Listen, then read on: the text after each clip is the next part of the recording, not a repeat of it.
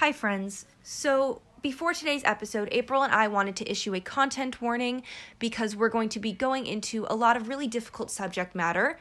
We'll be talking about purity culture, and with that comes talking about sexual abuse, especially within the church and society at large, sexual assault, coercion, religious guilt, and religious trauma. We understand that this is very difficult subject matter for a lot of people, so please take care of you. If this is something you feel you can't listen to, it's completely understandable. Please feel free to click off, and we will see you in the next one. But regardless, whether you are okay with listening to this episode or not, please take care of you. Make some tea, light a candle. If you need to step away, please step away. Take care of your mental health. Thank you so much for listening, and on to the episode.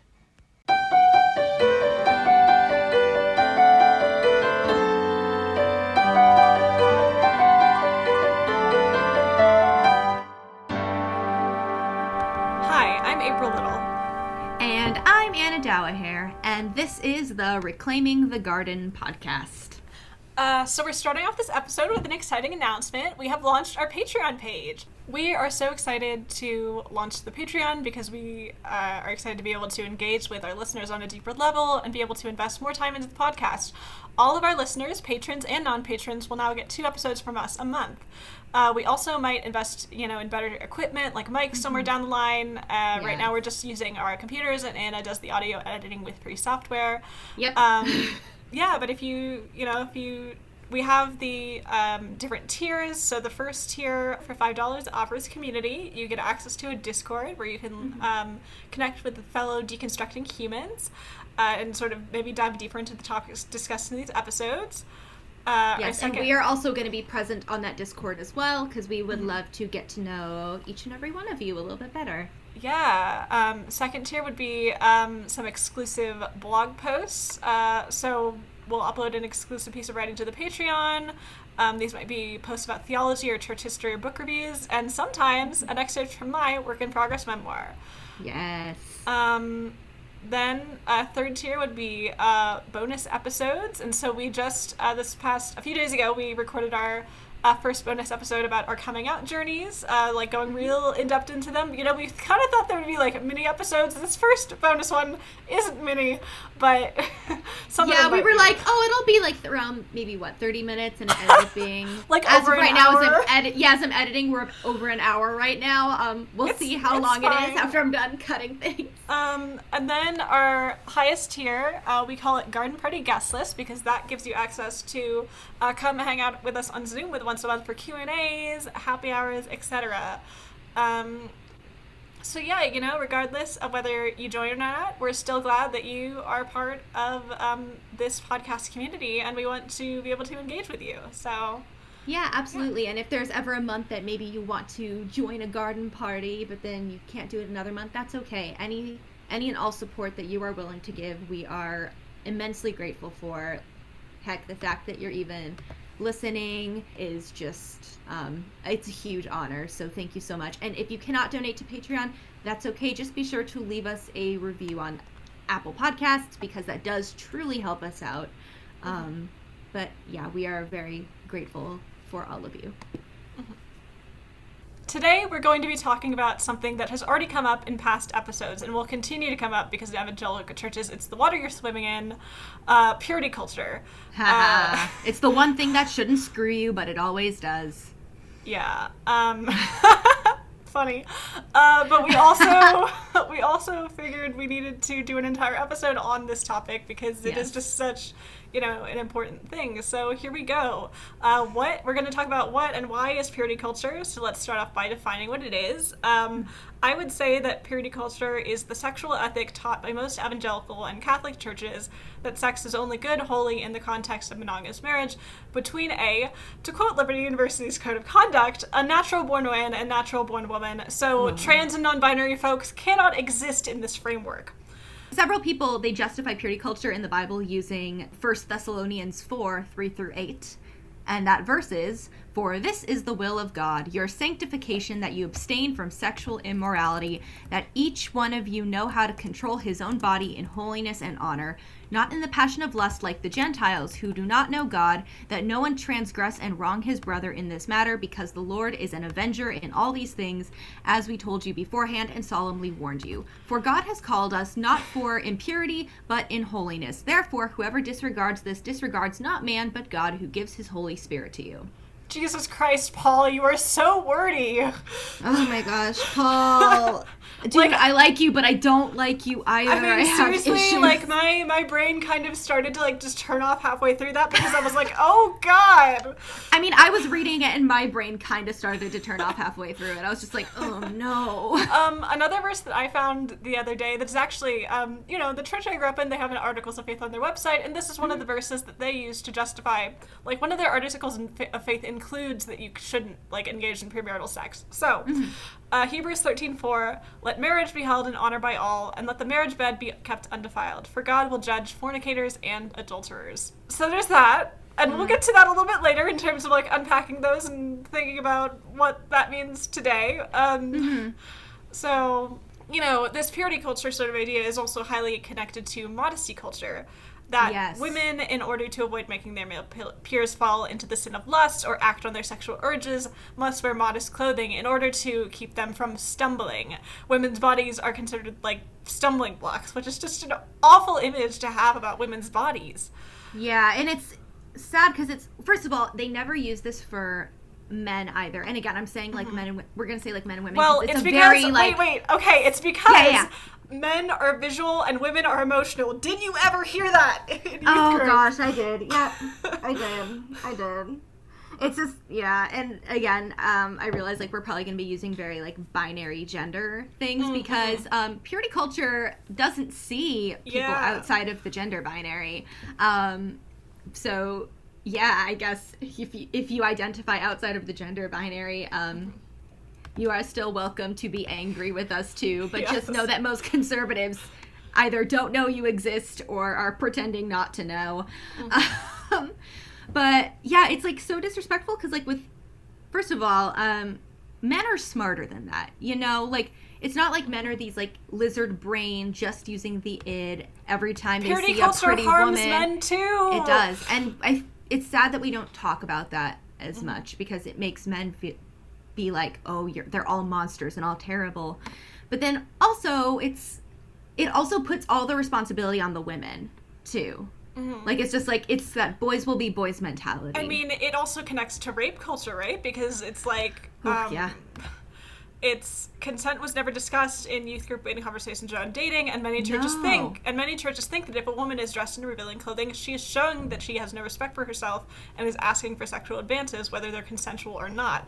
So it really is, like, purity culture is rape culture. It definitely, or at least definitely, leads to rape culture. Yeah. And I don't know if they did this in your church, but whenever there were, like, pool parties or beach days or whatever, the girls all had to wear, like, a t-shirt. And it couldn't be a white t-shirt because, scandal. But you had to wear a t-shirt over your swim top. But the guys could just be out there bare-chested.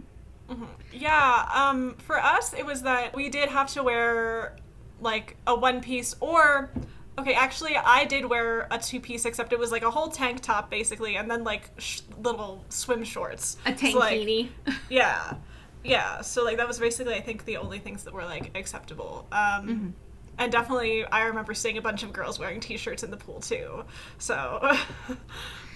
Yeah, and it was always that thing, too, where I'd always try and wear, like, a t-shirt that was lighter in color, because I wanted people to see the pretty pattern of my swimsuit. But then you would get, like, side looks like, oh, you shouldn't be doing that. And it's...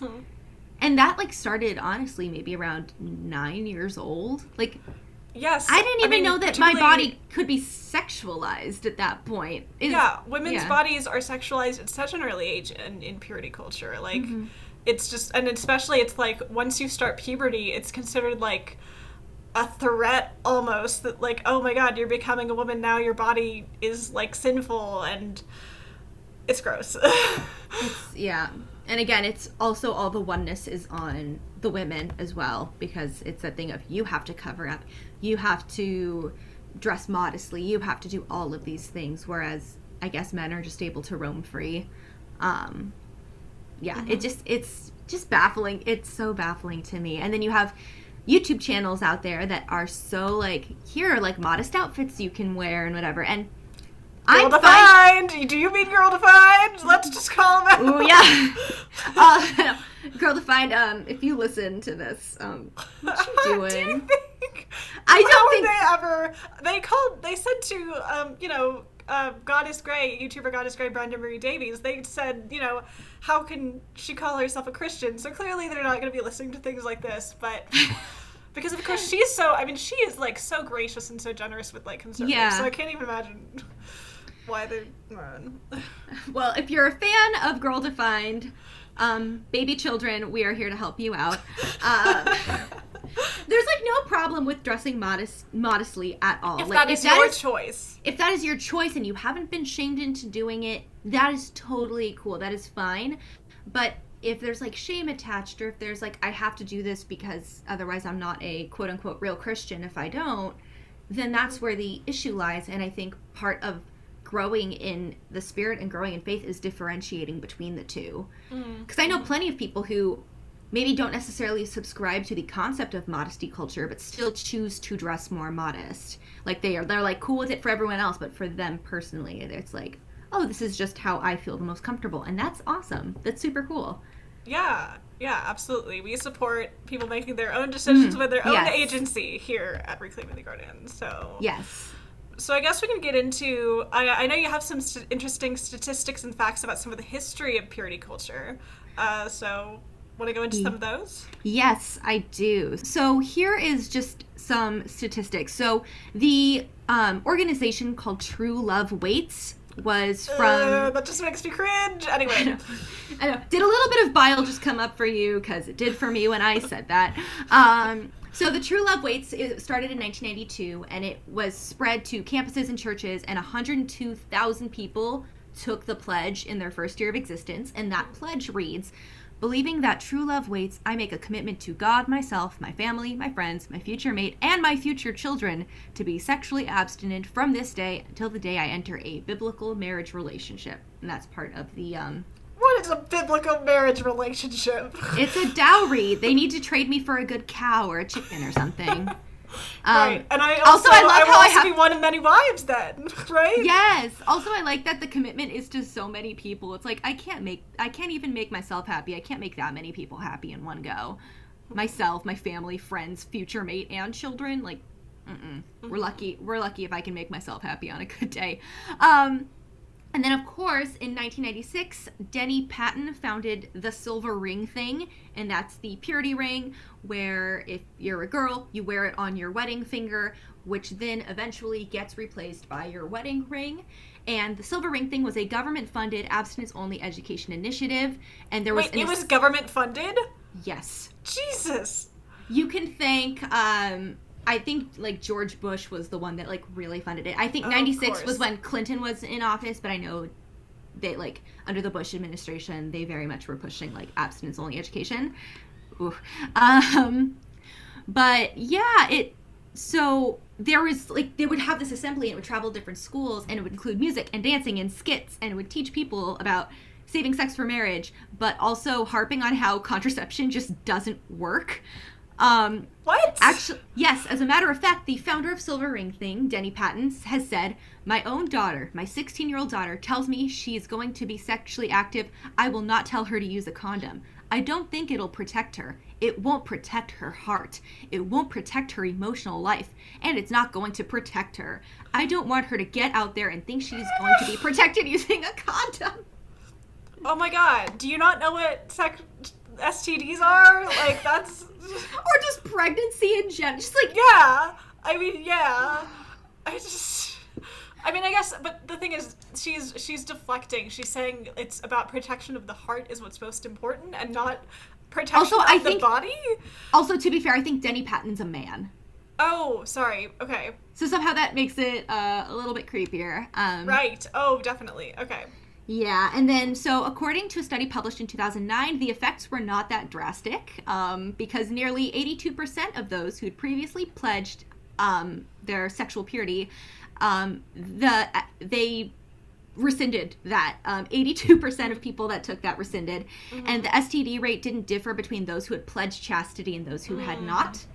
And what's more is that teenage pregnancies and STD rates kind of skyrocketed because the U.S. actually has one of the highest pregnancy and STD rates in the world.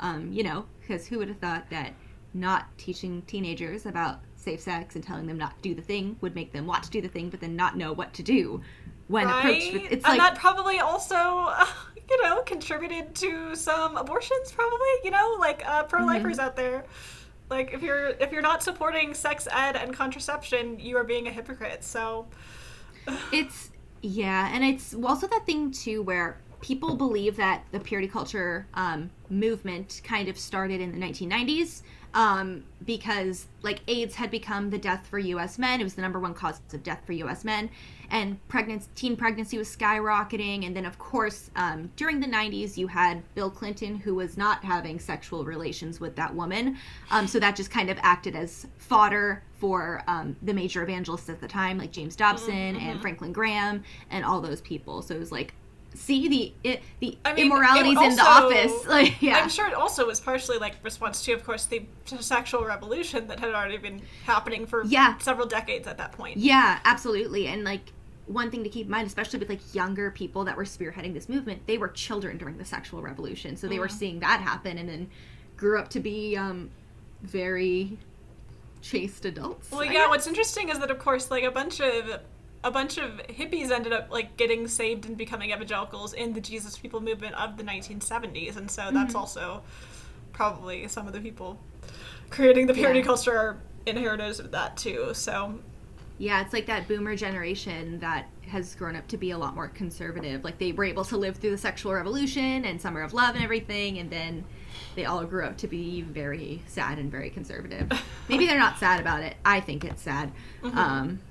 But it's also, there's like that cynicism as well of like, but I feel like that's a topic for a different episode, like political cynicism and everything.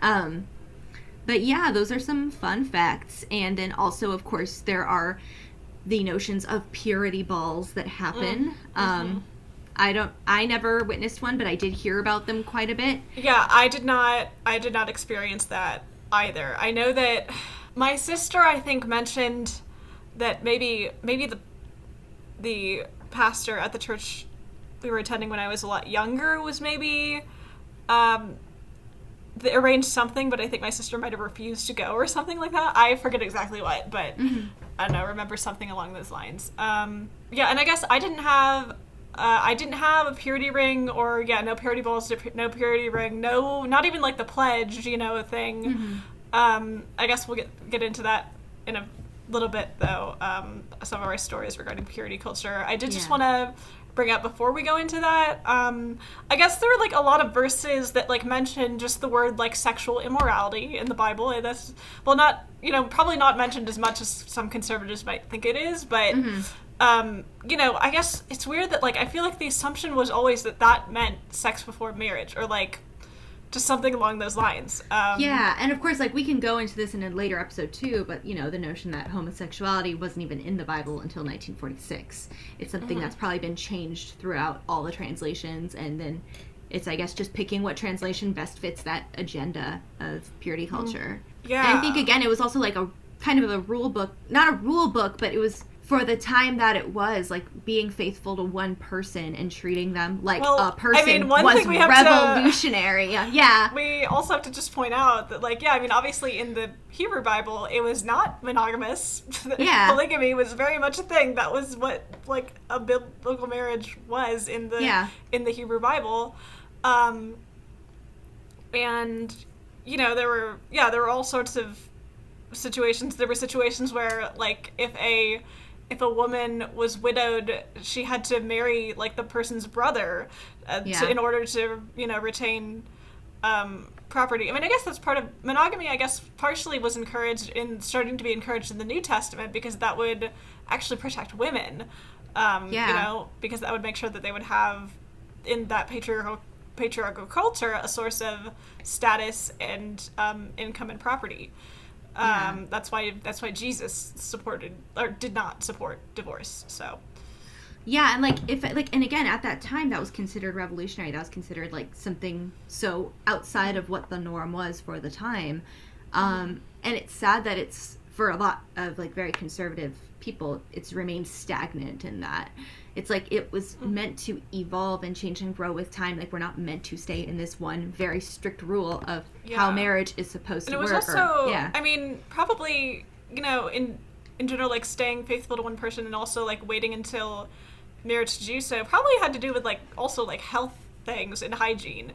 You know, probably, yeah, I mean, obviously, like, they didn't have the kinds of, like, birth control and that we do now, and so I'm sure that, like, even back then, there probably were, like, some sexually transmitted diseases, and so it probably was just healthier in that time to be able to wait. I mean, also, of course, marriages happened a lot earlier in time, in those times as well, and so they didn't necessarily have to wait as long through puberty to engage in sex, so... so given the history and those Bible verses, how did we actually experience purity culture in our respective churches? I'll go first with, I guess, some of my story. Sure. Yeah, like I said, none of the sort of, like, outward purity culture things that I feel like a lot of, like, millennials do talk about and did experience, but for me, as someone who does identify as being on, like, the older end of Generation Z, I feel like it was, like, it was the same kind of doctrine that was taught, I guess, just not with any of the... like outward things. And I think what's so interesting is that when I look back and reflect on, you know, some sermons that I heard in youth group and everything, I guess they always did use the phrase, they were like, oh, sex is good. Like, sex is a good thing that God created, but only within marriage. And I think they were trying to combat some of, like, okay, trying in quotes here, guys, but, like, they were trying to combat some of, like, the more extreme parts of, like, purity culture and the I kiss dating goodbye. Oh yeah, we didn't even talk about that. I kiss dating goodbye. Oh yeah. I did not have to read that. I didn't really have to read any, like, purity culture books except this one. I'm gonna have to look it up right now. Well, I read part of. I never finished it. And of course I ended up probably donating it to, like, a thrift store or something. This author, evangelical author Andrea Stevens, wrote a series of books for women around the concept of that you are a babe, beautiful, accepted, blessed, eternally significant. But, like, even though it's supposed to be, like, women empowerment, it's still very much just, like, evangelical bullshit. Anyway, so I read, I think, her book, A Guide to Understanding Guys, which definitely involves some, like, purity culture things. Though I do distinctly remember that there was, like, basically the book was kind of, like, unclear about whether it's okay to masturbate or not. They were like, well, some people think it is okay, some people think it's not. I mean, they didn't use the word masturbation, of course, but even having sex with yourself is discouraged in purity culture, we should say. Yeah. Because that will also apparently ruin your eventual marriage that you will have. And of course, it's assumed that pretty much everyone is getting married under purity culture. So I would say that asexuality is even something that is, like, repressed and discouraged under purity culture. Yeah, and I know that there's always the joke where it's like, if you masturbate, you'll make God cry, or whatever, which is just, first of all, how dare you look at God like that, but also, what? There's the verse also about someone spilling his seed on the ground and that being, like, representative of why masturbation's bad, but, like, it's kind of a stretch. So I experienced a lot of, like, in addition to, I guess that text, and then I experienced a lot of, like, youth group sermons about dating, and of course, like, in those sermons it was always like, oh, you have to set up these boundaries, and that's technically, like, if that were just, like, on its own, and it was like, if you determine your own boundaries, that's a good thing, but that is not what they were saying in these sermons. No, not at all. It's that, of course, like, it has to be the boundaries that, like, we set, that we say are good and holy, you know, and that's basically just, like, avoid sex at all costs. And do not do anything that you think will make you eventually lead to sex, which could be, you know, like, making out on the couch could lead to sex. Oh no, don't do that. Yeah, I was always taught, like, tickling was considered foreplay. Or they would say, like, never get horizontal, because you know what'll happen if you do. Yeah, I mean, it was always just, like, September 20th, 2015, dating and relationships, dating God's way. Well, actually, okay. This was actually less about purity and more about don't be yoked with non-believers, which is a whole other thing we can get into at another time. Let's see. Oh, yeah, okay, so I guess the phrase was set physical limits was a part of that numbered list. And the first thing on the list is seek the Lord. Seek the Lord in your relationship. Start slow is, of course, a part of it, to not going too fast, because if you go too fast, you'll end up having sex. Ooh. It was always obviously like very just like fear-based, and yeah, pretty much every time sex was brought up, of course, it's this whole idea of like staying pure is important, and yeah, I mean, I guess the idea is that like you're trying to save something for your future spouse, and it's like, what are you saving by abstaining? Like, because when you really think about it, it's like you're not losing anything when you have sex. They evangelicals say you are, they're like, oh, you're like losing. So I didn't really get any of the purity talk metaphors either. So what I'm referring to is like someone takes a bar of chocolate and they say every time you have sex, you break off a piece of the chocolate until you don't really have anything left to give to your future spouse. Or every time you have sex with someone, you're like chewed gum getting chewed over and over and over until you're just this gross little mess. Yeah. And also, sad thing, so Elizabeth Smart has said that was what her church preached because when she was kidnapped, she was like only 14 years old, and she gets back and she's learning about purity culture, and because she was so horribly abused sexually. Oh my god. She said, she's like, that brought my self-worth. Like, I had survived this thing, like, and then I was being told that I was a used up piece of gum for what happened to me, and I thought no one would ever love me because of that. Because that also, those metaphors don't account for people where consent wasn't a choice for them. That's so important to bring up, that like I can't imagine like being in these like youth group rooms, or just like even like just regular church services, and just like I am not a victim of sexual abuse, but so I cannot imagine what it must be like for someone in that experience, for where that was not a choice for them to, whether that was losing their virginity for the first time or that was just another experience. I just like it. It's like, there is no consideration of that when these pastors are preaching these things.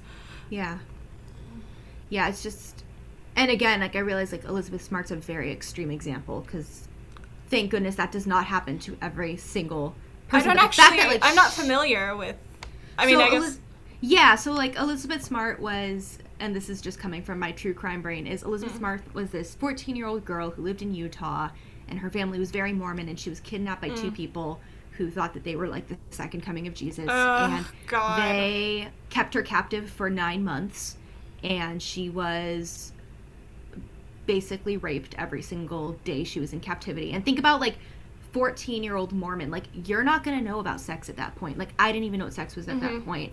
And that was what was happening to her. And she miraculously survives this. And now she's an advocate for women. She's an advocate for bringing those who have been kidnapped or lost home. Like she's become such an incredibly strong human.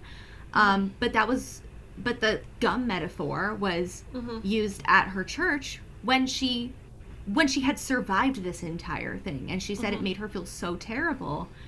But yeah, it's just like even that extreme example, like that's not ever taken into consideration. And it's like, what are you telling people who have been sexually assaulted, or for those who have been groomed? Like, what are you telling people when you say that they are a chewed up piece of gum, or they are an unsticky piece of tape? Because that's another one too, or a spit cup. It's just such a disregard for, I think, the body and the human soul, that they think that this is what sex does. Like, I mean, or sex before marriage does. Yeah. I think it's just such a complete misunderstanding of like what sex isn't actually what God created sex to be. Yeah, I mean, I guess if you want to share about some of your experiences of purity culture. Yeah, absolutely. So, similar to you, I didn't do a purity ball or anything. I knew people that did wear purity rings. Either they did purity balls or whatever outside of the church I went to. And I, like, kind of wore a purity ring for a bit, in the sense that my grandmother gave me a ring. It was a family heirloom, apparently. I put it on my finger and said, "This is my purity ring." And then the ring turned my finger green, so I stopped wearing it. Yikes. But the way I feel like it was a sign. But I was still, like, very much on my heart. I was like, I'm, like, going to be so pure and so awesome. And I would look down on people who were having sex in high school. And, like, I didn't have a lot of friends that were. So maybe the fact that it wasn't super common in my friend group made it much more of an anomaly to me. But it was just like, I looked down on people like that. I saw them different. I saw them as, like, unworthy as humans, or like, or it's just like, get saved and stay chaste and then you'll be, like, back on God's good side. And it was just like, I feel like internally I just cringe, and I just feel very, like, I think you do your best with the information you have at that time, and that was the information I had at that time.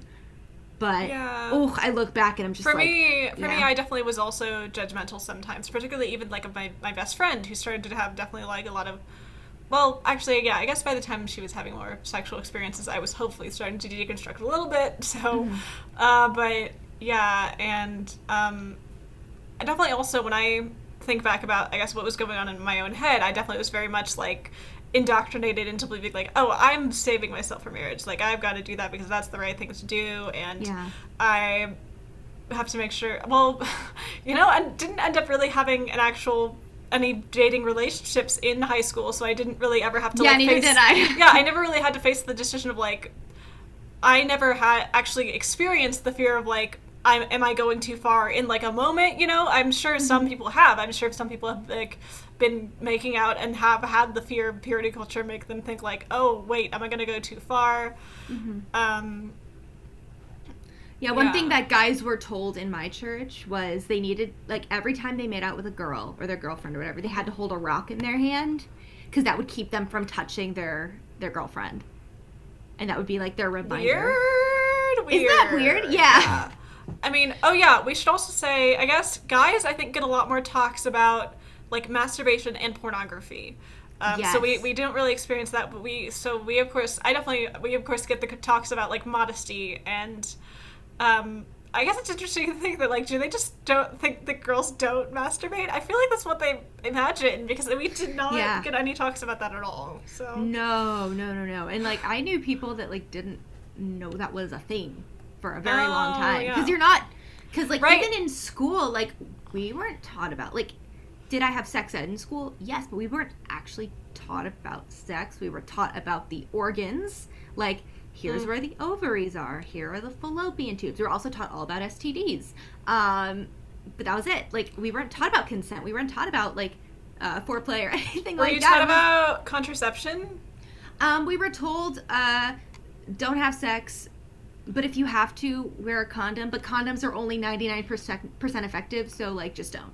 Also, they would show us documentaries from, like, the late 1980s. Did you have to watch the birth video? We had to watch a video of someone giving birth. No, we didn't have to watch a birth video, but we did watch quite a few videos about people, like, who had AIDS, and then they later passed away from AIDS. And so, like, I was more afraid in high school of getting AIDS than I was of, like, everything else. Which, like, now, of course, like, there is a lot more effective treatment for AIDS, but, like, the documentaries and videos they were showing us, that was when, like, AIDS was your death sentence. Whereas now there's a lot more treatment for it out there. It's not necessarily a death sentence anymore, and especially in a place where we have that effective medication. But we were being shown things that were a lot older and a lot more outdated. So I knew people, like, where we were like, oh my gosh, what if we, like, get HIV or whatever from, like, a toilet? And it was like... I definitely thought that too. And it's like, that's not how that happens at all. No. So I guess it's interesting to think about people's experience of purity culture can also differ in the sense of, like, how good or bad their sex ed was in public or in private. Yeah, obviously, and I went to public school, but I'm very much from the suburbs, so there was definitely more of a conservative lean to it. Like, there was never anything religious brought up. necessarily, but like also there was that part of me where I was like, I'm a Christian, I'm saving myself for marriage, this doesn't apply to me. But I just remember we learned all about the STDs, and right. we learned I all also about, like, definitely the had organs. the thought of like, this doesn't really apply. Though at the time, Yeah. I mean, actually, you know, my sex ed course extensively talked about the different types of birth control, and I thought I found that, and I mean, I thought that's pretty cool. I found that helpful at the time because I already knew that I did not want to physically bear my own child. I knew at the point that I wanted to adopt. Oh, wow. Okay.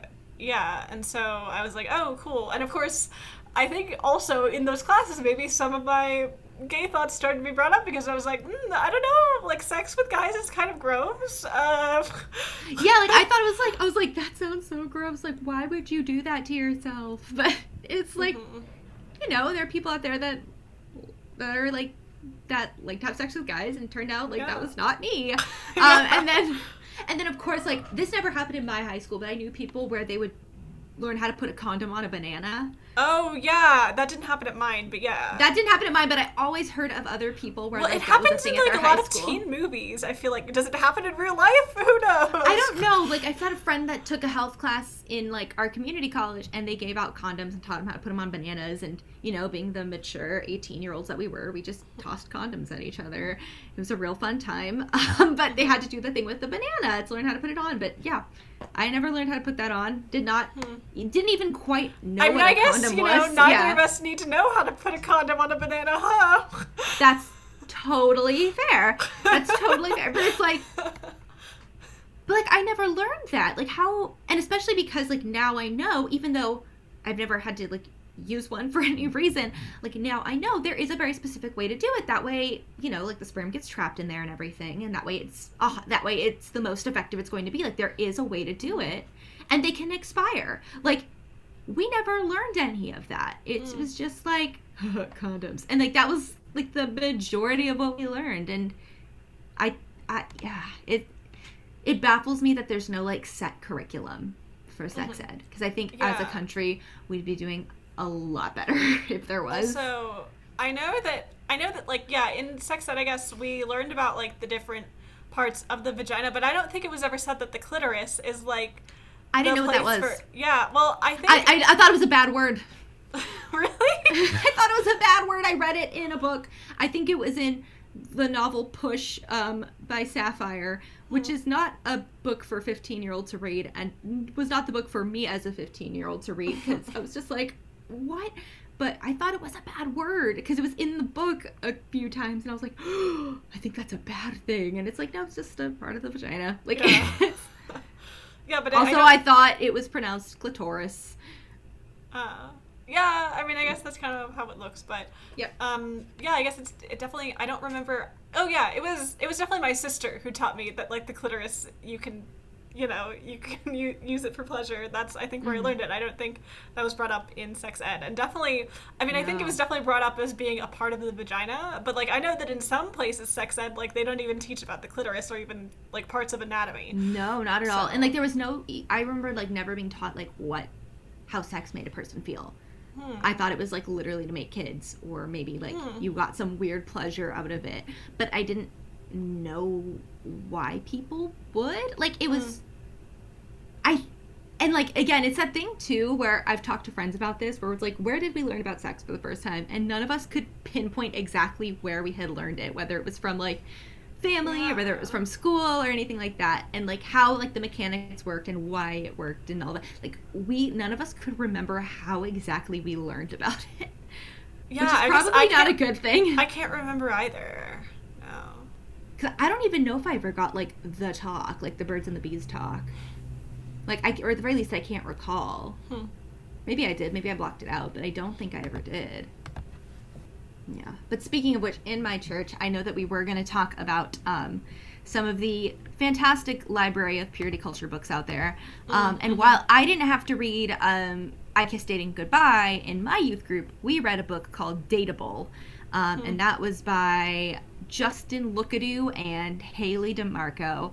And that book was just chock full of fun quotes about, you know, a lot of generalizing of... a lot of generalization of the genders, very sexist, very, like, epitome of bad purity culture book.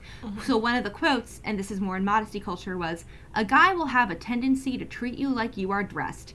If you are dressed like a flesh buffet, don't be surprised when he treats you like a piece of meat." Oh my god. It's so shitty that it's like they just assume that the amount of like skin a woman is showing like reflects the respect she has for herself. Like, yeah, you know, there is no correlation. Like someone can be dressed very modestly and not have a lot of self-respect or self-esteem, and like vice versa. So yeah, and it's that thing too of like the whole book basically is it's very gender specific, where it's like guys only want one thing. They only want sex, and if they don't, they're lying or they're pansies. They use the word pansy a lot in this book. What? Oh my god. They use the word pansy like it was just nothing. And then for girls, it was that whole thing of, you know, like, don't dress like a piece of meat. But also, girls, you talk too much. Just shut up and pretend to be interested in your man. Also, your high school relationship isn't going to last. Don't even try. Which is like, that's technically that's probably fair, true, but it was so cynically written. Yeah. Because then it's like not telling you how to be in a healthy relationship. It's just saying like, it's not gonna last, so like why bother? It's just very, I don't know. And like even me at that time, like, I wasn't dating anyone. I thought that was just, it was cynical, because then it was like, what's the point? Like, what is the point in dating at that, you know, in that kind of... Yeah, you should be encouraged to explore.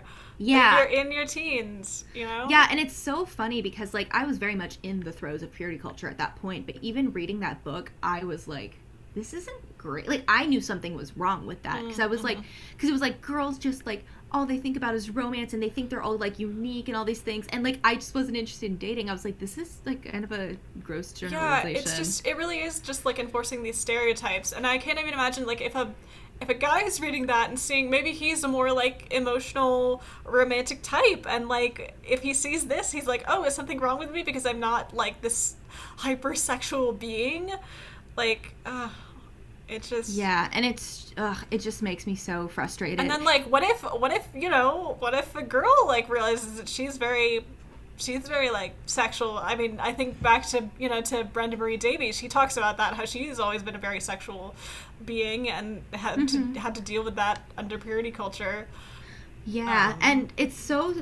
Like, and with this book, too, they would have, like, little quizzes and stuff, and one was, like, are you dateable? And it would have things, like, there were, like, flowers were good things and skulls were bad things. And, like, flower was, you devote all your time to them. Skull, you have your own life. Flower, they don't have friends. Skull, they have their own friends. And, like, you had to pick which ones, like, for your crush. And then, like, the dumb one was, that's so unhealthy. I know. And, like, the dumb one was, like, the one that made me just laugh, because I was also, 15, 16 reading this book, was, Flower, he doesn't have tattoos. Skull, he has tattoos. And it's no! Wait.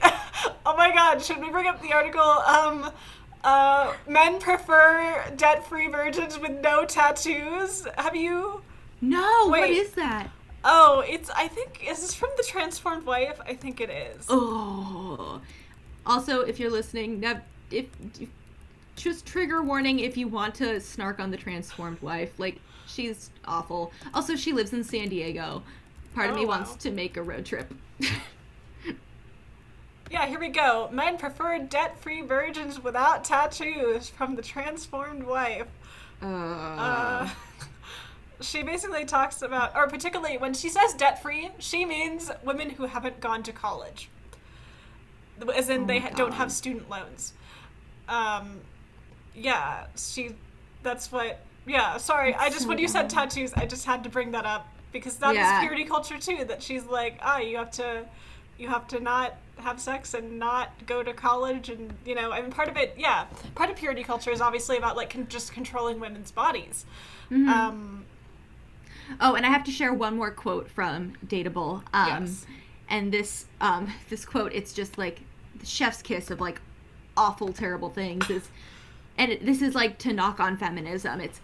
Another thing to keep in mind, this book was written in the 2000s. Like, the women's lib movement had already happened, like, with Gloria Steinem and everything. So, this whole women's lib thing has less to do with women getting rights and more about men becoming pansies. again, back with the word pansy again. There seems to be a theme.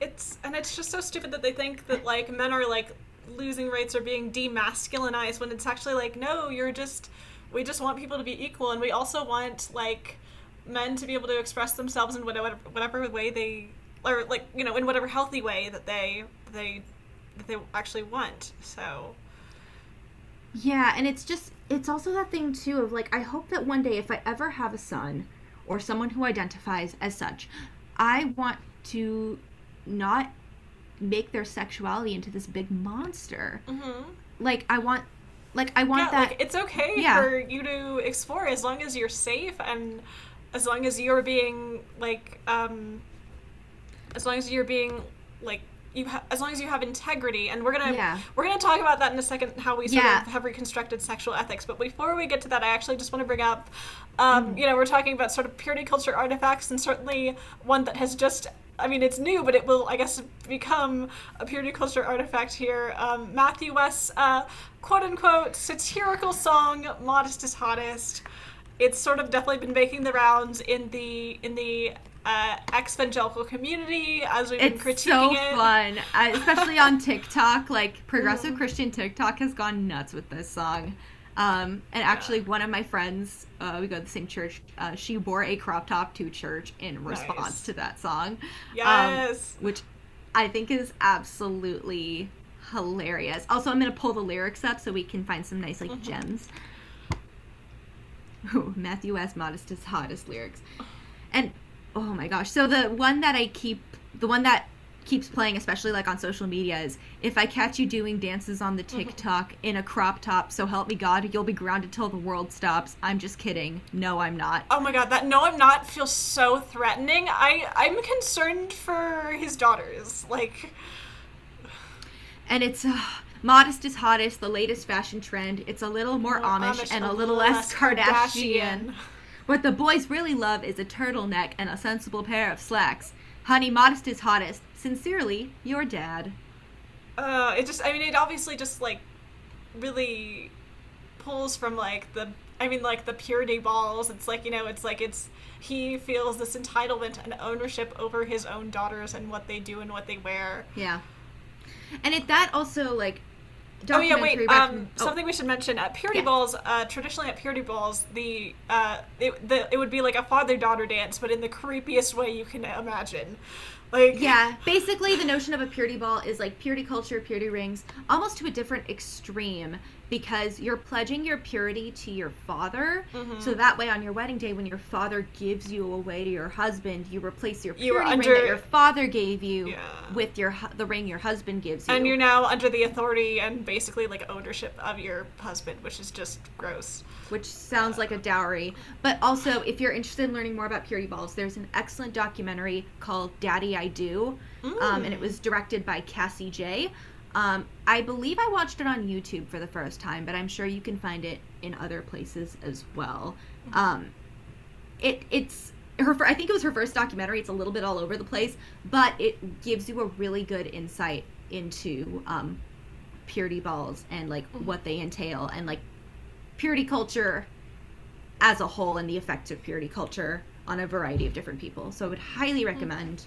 So that sort of, I think, leads into, like, talking about some of the impacts of purity culture. You know, obviously part of it is, like, the religious trauma that can take forms in various ways that people experience, not just, like, mentally, but literally, like, physically in their bodies. You know, like, men can get erectile dysfunction and women can get vaginismus. Vaginismus is when the vaginal muscles, like, tense up if something is trying to penetrate them, and so it can actually so some women, due to purity culture, due to the teachings, their bodies actually, like, because of the shame that exists in their body, they're not able to actually have or enjoy sex. Yeah. And I don't know, like, one thing I was taught was, like, in, like, the bits and bobs of church sex ed, was that when your hymen breaks, which it can't break, it stretches, but when your hymen breaks, you're supposed to bleed, and when you bleed, that's you losing your virginity. And that's not scientifically accurate. It's not scientifically accurate, and if you're bleeding during sex, that's a bad thing. There's, like, trauma happening. And, like, in this documentary, in Daddy I Do, they're talking to people who have gone to a purity ball, and a guy talks about having sex with his wife for the first time and how she had been sexually active before they got married, and so he was afraid that she wouldn't bleed on their wedding night, and then she did. So so it was like the notion like God gave her virginity back. That is so disgusting. Yeah, it's really gross. And again, like, that's not supposed to happen. It'll be uncomfortable, especially like if you're fresh and new to this, but like if you're well, that also probably means that they haven't had a lot of foreplay. Yeah, like that's trauma. Like that's like not supposed to happen. Yeah, I mean, I guess, you know, thinking about that, like that idea of the wedding night, you can't turn off like at least a decade of sexual shame. You can't turn that off in one night. Mm-hmm. You know, and also like if it is two virgins on their wedding night, you know, that can be awkward. That isn't going to be like the best, most amazing sex that you have probably been promised under purity culture. Yeah. And so many people don't realize that that's normal, and so they might think if they have this awkward sex on the wedding night that something's wrong. Yeah, and it's that thing too of like there's almost that expectation put on both parties of like, you don't think about sex, you never think about sex, like purity culture, but as soon as you're in that marriage bed, you better do it like a porn star. Because there's also that notion too of, and again, this seems to happen more on the guys' end of things, is because porn is now very accessible, guys will watch porn and they will expect their girlfriends or their wives to be able to do those things, and that's dangerous, like, because those are actors, they're on a set, there are protections for them, like, no, like, run-of-the-mill woman out there or woman identifying person can do those things. Like, there's a very specific type of thing for that, and it's just, again, that just adds to more trauma, like, and like you were saying, at best it's going to be really awkward, at worst it could be traumatizing for both parties involved. Yeah, I mean, I'm glad that, like, in a way, it's like, I'm glad that I didn't end up doing the whole dating and getting married thing under purity culture, because for one thing, I probably would have married a dude, but also just, like, I would have ended up having, like, you know, all this, like, all this shame about sex while I was married, and so it's good that I've, like, been able to start to, like, deconstruct that now and be able to have a healthier relationship with sex. And, like, I guess the sort of conclusion that I've reached, and we'll go into this a little bit later, but like, I'm waiting for the right person in the right time. That might be marriage engagement, or it might not, you know. You know. Yeah, and it's, again, you're making that choice for yourself. It's not, no one has thrust this upon you. It's not being done out of shame or coercion or anything. It's just, you've made that choice, and that's your choice. And I guess it's promoting, like, it's bodily autonomy, which is not something that is preached nearly enough in purity culture, if at all. Well, yeah, I mean, you're stripped of all your bodily agency and your sense of embodiment under purity culture. And I think that sets people up to make unhealthy decisions regarding their body and sexuality. Like, you know, like this idea that men are taught in purity culture that their sexuality is this insatiable beast that they're supposed to fear and keep under control, it's a total lie, and it is also exactly what leads to so much sexual abuse in churches. Like, if you are always having this restriction, always this repression, then, you know, it's going to end up leading to indulgence on the other end. Yeah, think about Josh Duggar, you know? Like, that's a family where they don't believe in even kissing before marriage or full frontal hugs or unchaperoned dates. And then you have guys like Josh Duggar, where all of his, like, all of the awful things he did to his sisters were covered up by the parents for years. The cop because the dad talked to a cop about it, like one of their friends, and it turned out that cop had kiddie porn on his computer. Yikes. So clearly that was not feasible, and it was just like that. It's just ridiculous, because now, of course, he's gotten rearrested, and they have found some really awful things on his computer, and his wife is sticking by him through it all. And he has kids now. I mean, she's in such a compromised situation, because, like, that's, of course, like, to leave would be leaving everything. Like, everything, probably even her own children. Yeah, because in, like, very, very strict fundamentalist culture, like, as a woman, you're not going to have rights outside of your husband. And then also, they think about, like, they were probably getting so much support from the 19 Kids and Counting money, too. if she leaves, she's going to basically be out on her own. It's such a complicated thing. So I want Anna Duggar to be free. And I want her to denounce her husband's actions, if not for her own sake, but for the sake of her kids. Right. They have children. They have 7 children. Yeah, they have children, and like part of me like would be scared to know if those kids went through something too. Like it's never been proven, of course, but like I want their kids to know that what their dad did is not okay. You will not only will you get in trouble for that and be arrested, but it's the wrong thing. It's a terrible, awful thing to do. And I think her not saying anything, like, and maybe she's said things to them in private, who knows, but her not saying anything is almost complacency in the whole thing. And again, I'll never know what her situation is, but that's just like, from the outsider perspective, that's really what it feels like. Yeah, definitely. I also think about this year, you know, I actually don't know the name of this person, but I remember hearing about, of course, the awful, brutal murders of several Asian sex workers. And the reasons that he gave is that, okay, he called himself a sex addict. And the thing is, he's coming at this from an evangelical perspective, which means that he's probably not a real, like, clinical definition of sex addict. It probably means that he's saying that he watched porn, that he thinks about sex, and that means that he is a sex addict to him and inside the evangelical worldview.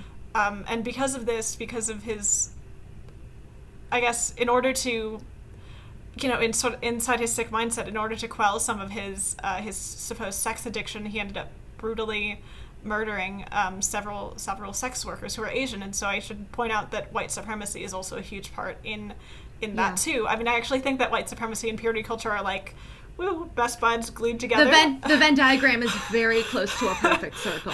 And because there's also like that notion and that fetishization of Asian women of like being docile and being like pure and innocent and stuff, and that's fetishization. That's not true. That's just, people are who they are, but because of that sort of mindset, it's like people think, oh, like there's, ooh, like it just drives me nuts. It's just so creepy.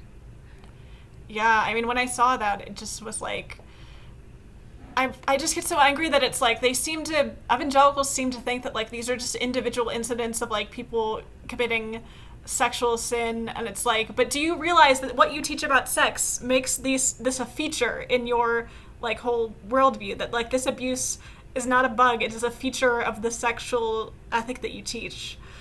Like, and then it's like that notion too, because these women were sex workers, like they were bad people, and like who cares, it's just less sex workers, like which again is, oh, sorry, I just want to mention, you know, when the things about Ravi Zacharias came out, so many people were like, oh, I could have been him, and I'm like, really? Are you like, that's scary.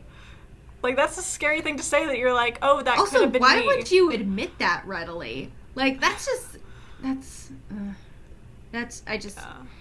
just gotten so, like, I guess it's always been out of hand, but the fact that you see so many people defending those actions because, like, if they didn't want it, then they could have said no or whatever. Because, like, even being in the entertainment industry, you had a lot of people that would blame the women, the victims of Harvey Weinstein, being like, yeah, well, you know what, then they shouldn't have done this thing, and it's like, this guy, the Weinstein brothers, run Hollywood, or they ran Hollywood. Now now like Harvey's in jail, but like if you said no, you were done. You were never going to work again. And like people were saying like they should have, like the women should have just said no, and it's like, no, like when you're a young actress and you're willing to do anything to get an iota of work, and you're in the room with this executive producer of all these movies, of course you're going to be coerced into doing that. And especially because like when that came out, and granted this isn't so much about purity culture, but just like, you know, people in power being awful sexual abusers, when that news came out, I was disgusted. I hope that he rots in prison, but I was not surprised. Like, the casting couch has been such a staple of Hollywood, like Metro Golden Mayer, like every like famous actress, like especially in the early days of film, there was always a casting couch situation. It's awful, like, because so when the Harvey Weinstein came out, it was weird that people were so shocked by it, because it's like, no, this has been happening since the beginning. This guy just got caught, and there's no way he's going to get away with this.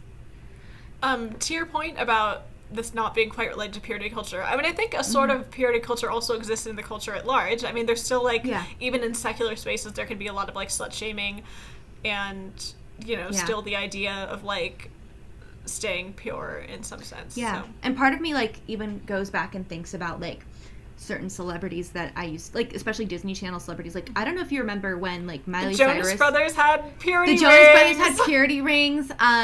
Who else? Jordan Sparks had a purity ring, too. Pretty much, I think, like, most Disney stars, like... Yeah, and then Miley Cyrus was on the cover of... I think it was Vogue or something, where she was, like, first of all, she was 15, and she was, like, wrapped in a towel, and, like, her back was showing. And first of all, like, no one... And Annie Leibovitz was the... photographer, and she's like a very famous photographer. No one blamed her for taking that photo of 15-year-old Miley Cyrus. Everyone got mad at the 15-year-old for taking that photo, and that was a huge scandal, and people were like, how dare she do this? And it's like, she was 15. Like, if anything, it should be on the people that let that go to print, because she was 15.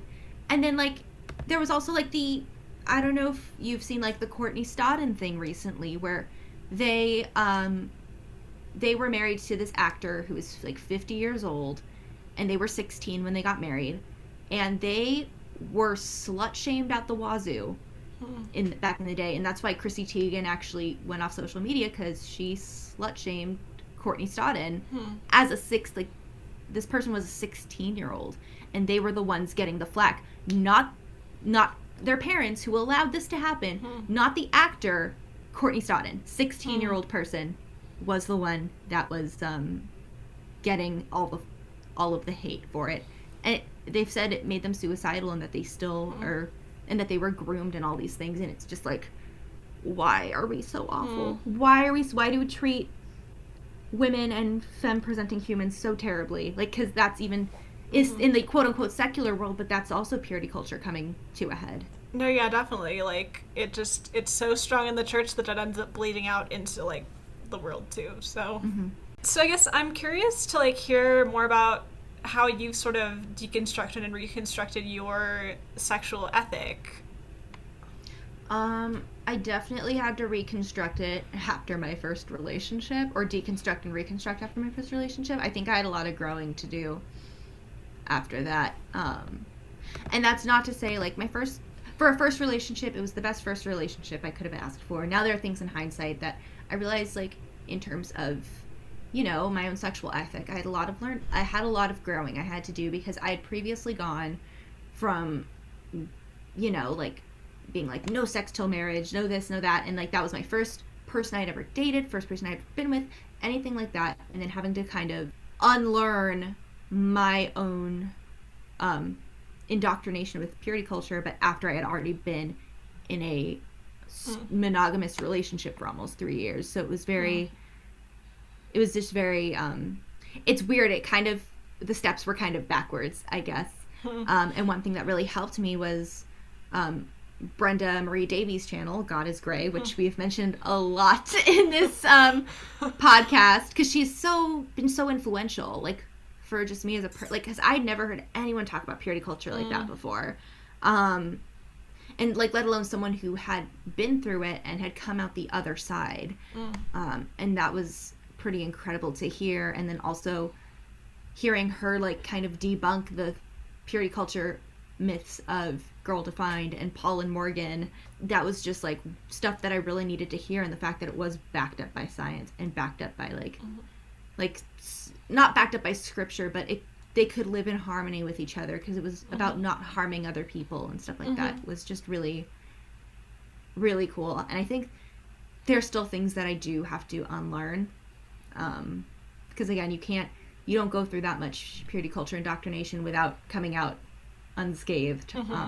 So there's still things that I'm having to kind of unlearn, but overall I'd say I'm doing my best, and I'm grateful that there are so many resources available now too, because there were no resources like other than the books we were given by our youth pastors. Like there were really no resources out there. Yeah, I'm really grateful that there are like so many books that are coming out about purity culture now. Yeah, so I guess for me, even after becoming like LGBTQ affirming, it still took me like a good while to like sort of start to deconstruct the more like purity culture aspects. Like when I first became affirming, I was like, oh yeah, being gay is okay as long as it's like monogamous, you wait until marriage, that sort of thing. You know, even after realizing I was queer, like that was sort of still the lane that I was in. And then like, I guess, yeah, when I actually sort of discovered the like hashtag evangelical community on Twitter, is when I first started to see things about like talking about purity culture and, you know, talking about the effects that it has on people. And so I'm like, oh wait, there's something wrong here. There's something messed up about this. And so I started to sort of look into things more. And then also, yeah, I guess around that time was also when I discovered God is Grace channel and started to watch her videos. Yeah, I mean, I guess, you know, with friends, I started to, well, one friend I'm thinking about, the person who we're gonna interview in September, Brianna, we definitely had a lot of talks together about like unpacking purity culture doctrine, and I think one of the real big moments where I was like, oh, like I sort of experientially realized that like purity culture was wrong was when I was making out with a woman for the first time. I already told this story sort of during the Alicia Crosby episode, but I'll kind of go into it again. Yeah, sure. Yeah, I mean, it was like, you know, things were getting like really steamy, and, you know, we were on my bed, we were horizontal. You know, and, you know, one other thing she did, she was like, do you want me to take off my shirt? Like, she asked me that, and I was thinking like, oh, do I want that? Am I ready for that? I don't know. But I said yes, and like very much enjoyed looking and touching her boobs and everything, and you know, it was a really wonderful experience, particularly because there was so much consent in the conversation, like, and we you know, we were continuing like our communication. She was always asking like, oh, is this okay, you know, and I let her like feel up under my shirt. I didn't take my shirt off, but you know, I felt like so safe, and I also like realized I was like, oh, like I don't feel like I'm going to go farther than I am currently comfortable. Like I can actually control, because I'm in my body and I know what I want. Whereas someone who's really by that point I had already deconstructed from so much of purity culture, and so I was like, I felt more embodied, and I felt you know, but I just thought after that experience, I was like, oh, if someone's like really still in the throes of purity culture, maybe they would go too far than they were actually comfortable, because they wouldn't be as connected to their body, and they would sort of just assume that like, oh, I guess I'm going too far because I can't control it. Yeah, I definitely can relate to that, because again, kind of my purity culture deconstruction came after my first relationship. So it was almost like I was split in a way. Like me with my partner at the time was a different person than me out in the world. It was almost like I felt like I was almost two different people. Yeah, a lot of compartmentalization can happen. I know, like, Brenda talks about that. She talks about sometimes how, like, she just completely, like, disassociated when having some of her, I think she calls it her trampage. When she was sort of involved in, like, a lot of the hookup culture, she would just completely disconnect herself from that. Yeah, and it was almost like I'd almost like kind of not forget about it, but like it was like, oh, that was just like a different person doing that. It wasn't me, but I was doing all those things, but I was also the person outside of my relationship too. But I think I had, while I am grateful for my first relationship, because again, probably with the best person it could have been with, I had a lot of growing I had to do. I had a lot of deconstruction I had to do, and a lot of affirming I had to do, because I think honestly I didn't really like I was LGBTQ affirming in theory, like I was for myself, but I wasn't super well educated on it. I just kind of jumped into a relationship and was like, I'll figure it out later. So I think using like that year and a half of like not dating anyone or like going on dates here and there and stuff really helped, because it was like, okay, I know what I want. I know what I'm looking for. I know what my limit is. I know, like, and now it's like, and especially like in staying, I know how to stay present in this. And I'd like to think it's made me, like, not only a healthier partner, but just a healthier human. Because I don't feel like I have to do that compartmentalization. Yeah, definitely. And part of how I've sort of reconstructed a sexual ethic, I've sort of already said, waiting for right person, right time, and that I'm open to what that is. I don't think it's going to be bad if that's before marriage, and also it's fine if it's on my wedding night, I guess. But and then also, like, the idea of, like, sexual integrity, which again Brenda talks a lot about.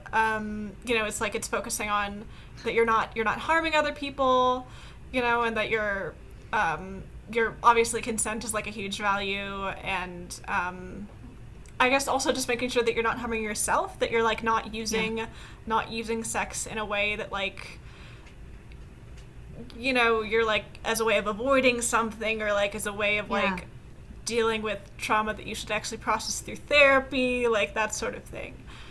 Yeah, because I mean, like, when you do that, that is harming yourself and the other person when you're doing that. So yeah, and I think that, like, Brenda, I feel like our podcast is slowly becoming a God is Great hype podcast. I know. I feel like she's just so cool. Particularly this episode, I mean, she's, like, definitely one of the, I think, key figures right now in terms of talking about purity culture and sexual ethics. Yeah, and so she was like the first one I found that talked about, like, the harms of purity culture. She also had one of her first podcast interviews was with Linda K. Klein, the author of Pure. That's another good book. I guess, we're sort of getting to the end of this, so we can start to list some, like, things that are not terrible purity culture books.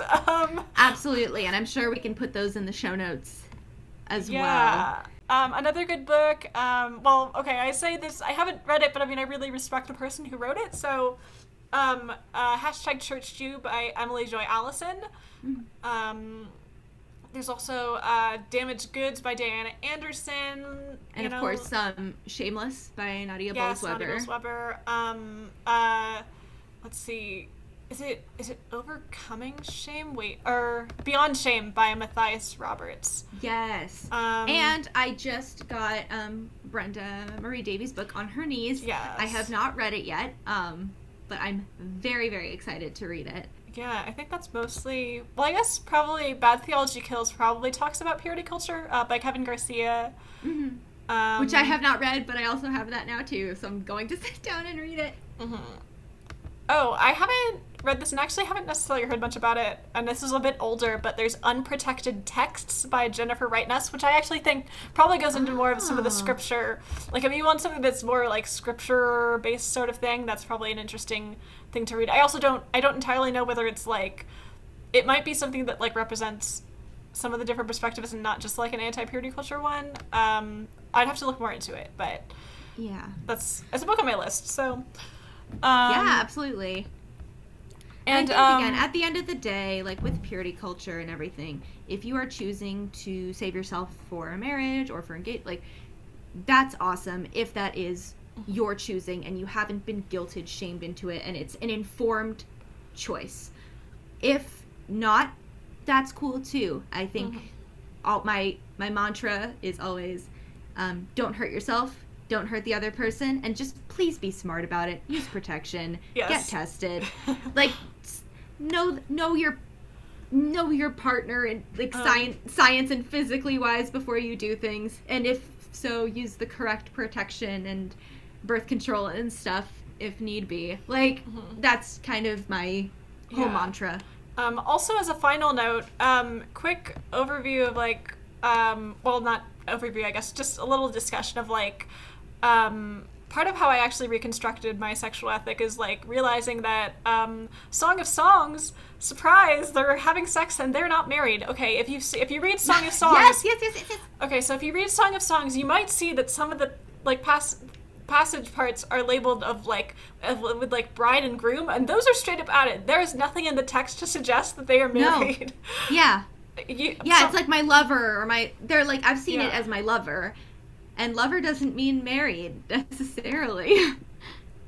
Yeah, I mean, there's also sometimes the sort of like how they distinguish the two characters is just like young woman and young man, so yeah, they're definitely like having sex, and I mean it's like really erotic, honestly, that whole book, and like they love each other, and what frustrates me so much is that the verse that evangelicals pull from that book is always do not awaken love until the time is right, and they use that to justify purity culture, which is so ironic, isn't it? Like yeah, so if obviously there are like these verses in the Bible that we've read that do seem to like indicate people that are saying that that the best moral way is to wait until marriage, but there's also of course parts of the Bible that don't show that. So, I don't think that the Bible has a one consistent sexual or relationship ethic. And so you just need to sort of think about, the ethic of love and the way of Jesus in the way that you're doing things. Yeah, and one thing that Goddess Gray has said, just to kind of quote her one last time, or paraphrase I should say, is she has kind of said that her idea of sin, or her belief in what sin is when you are harming someone, whether it is yourself or whether it is another person. And sex, especially if it's not consensual or if it's violent or whatever, that harms other people. That harms you. Whether that is physically, emotionally, spiritually, that can be harmful. But that's why it's important to talk about consent. It's important to talk about boundaries. It's important to talk about like being safe, because when we do that, we're truly caring about our partners and ourselves. And I don't think that that's a sin necessarily. Mm-hmm. Well, thanks so much for listening to this episode. We are going to have our, as usual, our social media in the show notes, as well as some resources that we mentioned in the episode, as well as the link to our Patreon. Yes. Very, very, very excited about our Patreon. Mm-hmm. Yeah, so I guess to sign off, we both get to talk about some pretty amazing highlights that we had in our week during these weeks. During this past weekend. So, yeah. How about you go first, Anna? Oh my gosh. So, to say that I had the best birthday ever would be the understatement of the year. So, I don't know when y'all are listening to this. My birthday was on July 3rd. Some amazing things happened that day. One, my girlfriend came back into town after a month of being away from her. But also, I got to see Kevin Garcia's wonderfully made LA meetup and show. And it was Kevin Garcia, Brenda Marie Davies, also known as Goddess Gray, Joe Lumen, Reverend Sarah Heath, and of course I got to see Grace Baldridge, aka Semler, perform. And their whole thing was talking about finding wonder again, wonder beyond deconstruction, and finding wonder in our spirituality again. It was absolutely beautiful. I may or may not have cried. It was just absolutely incredible. And like the fun extra perk to that was it was at my church that I go to is where they held the event. So that was awesome. And I got to meet Goddess Gray, and I got to basically fulfill my lifelong dream of being able to thank her for all of the work she's done in the progressive Christian community. And she was so sweet and so kind. And honestly, all of them were awesome. Semler was saying that they want to release CDs at some point of Preacher's Kid, and said someday, and I said, well, since you can't sign a CD, will you sign my calendar? And so I brought my calendar out, and they signed my calendar and put hags, and it made me very happy. But yeah, they were all so friendly, and it was just amazing to be in a room of people who were all just feeling the same thing. It was a very spiritual experience. And again, the fact that it was on my birthday, I was with my girlfriend, it was at my church where I feel very spiritually safe, was absolutely incredible. I could not have asked for a better day, honestly. And I know that you also have an amazing highlight as well. Yes, so another great church story. So this week I've been visiting my friend Brianna in Denver, and of course I took the opportunity to go to House for All Sinners and Saints on Sunday night, and it was their reopening service. They had not met in person since March 2020. It's House for All Sinners and Saints was founded by the Reverend Nadia Bowles-Weber. She's not currently the pastor there. That is the Reverend Reagan Humber. I believe, and so I wasn't really expecting her to be there, and so I get in. I'm just happy to be there in general because I know that this is a really cool worship experience. All the chairs are set in a circle around the communion table. And so I'm just sitting there waiting for the service to start, and then I see walk out of the church kitchen door Nadia Bowles-Weber, and I of course turned to my friend Brianna. She was with me, and so I turned to her and I was like, "Oh my God, she's here!" I was like, "Oh, I guess it makes sense. Like it's a very special day, so the reopening service." And so I just I go up and I walk up to her. I'm like, "Hi, I'm visiting my friend this week, and I came here and I wasn't expecting to see you because I know you're not the pastor here anymore." And we shook hands, and I was just absolutely fangirling. And then afterwards, there was this church picnic, and I was able to have a conversation with her about how my service year went. Yes, service year is finished. That's another highlight. Yes, yes. And I, talked to her about my grad school plans, and so it was really just such a fun experience to be able to do that. Also, the liturgy at House for All Sinners and Saints is beautiful. It's a cappella worship. Wow. The acoustics were beautiful in the church. I also just sort of realized, I think during that service, I was like, do I like liturgical worship more than contemporary? I might! Which is so interesting and something that myself from a few years ago could not even imagine. Yeah. I love being able to pass the peace with people in the church, and I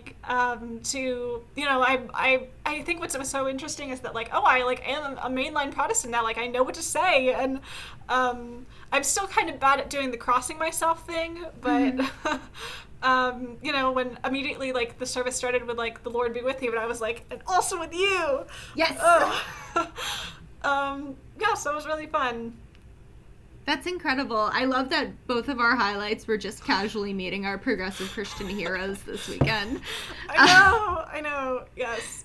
Forever so grateful that got... that was my first, time back in a church with no mask, no distancing. So, Oh, that's incredible. I know. That, makes it almost better in a way. The first time back, you get to meet Nadia Bowles-Weber. Yeah, it was that will go down in my heart as something always very special to me. So yeah, that's amazing. Mm-hmm. Well, we will see y'all in the next episode, our interview with Lauren Dempster. So we're excited to have them on the show.